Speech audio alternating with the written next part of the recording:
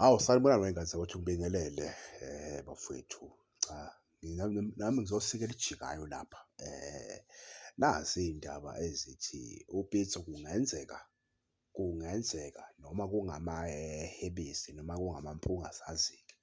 Kodwa-ke kuthiwa kungenzeka-ke uPitso simbone ku-Kaizer Chiefs ngesizini ezayo. Njengoba nazi ukuthi abalandeli abaningi engicabanga ukuthi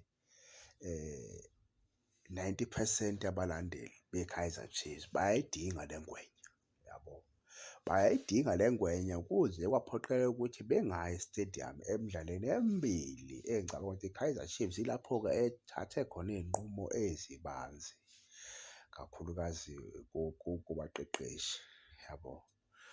Singazi noma kuyiqiniso kangakanani ukuthi le nto singenzeka siyibone e-natural next season asazi, kodwa-ke amahebesi asho kanjalo ey'ngane zakwethu ukuthi wayenuka engosiwanga. Sesiyobona lapho-ke ukuthi le ndoda iyafika, bayifikile-ke engicabanga ukuthi baningi abadlali engicabanga ukuthi i-Chiefs iyobakhulula kakhulu futhi makuthiwa iyeza le ndoda le.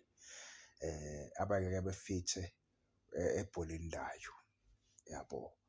So ibaningi kakhulu, kodwa makuwukuthi-ke yena uzothatha iy'nqumo kwi-management ngeke-ke bakhulule, kodwa makuwukuthi uzothatha nje iy'nqumo zakhe, eyi baningi abawuluza imisebenzi, abawuluza imisebenzi baningi kakhulu, yabo. Kodwa into enhle ngayo-ke le ndoda ayisabi ukuthatha iy'nqumo, yabo. Ayisabi ukuthatha iy'nqumo, le ngwenya iyay'thatha nje iy'nqumo. So asithembeni-ke bafowethu ukuthi le ngwenya sizoyibona ku-Kaizer Chiefs ngesizini ezayo. Sibone ukuthi iyosiphathelani-ke nayo uma kuwukuthi iyafika, yabo, iyosiphathelani.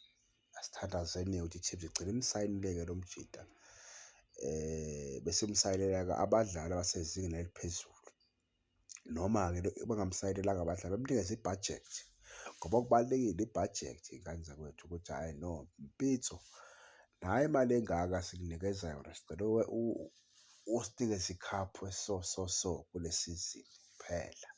Bephume kuPitso. UPitso ngiyacabanga angafika ayiwine ikhaphu kwi-Kaizer Chiefs, yabo, ayiwine ikhaphu ngoba akathathe hlangothi lo mjida uy'mele, yabo. So akasabi futhi ukufaka ukudlala ebhentshini ongenzi kahle, akakusabi lokho, yabo. So ngicabanga ukuthi nje engaba usizo olukhulu lapha kithi njengoba siyintenganteka singazi ukuba siya emuva noma siya phambili. Engaba usizo oluhle lo mjida lona ngoba nje owala eMzansi, ibhola laseMzansi iyalazi. Ngibonge iy'ngane zakwethu.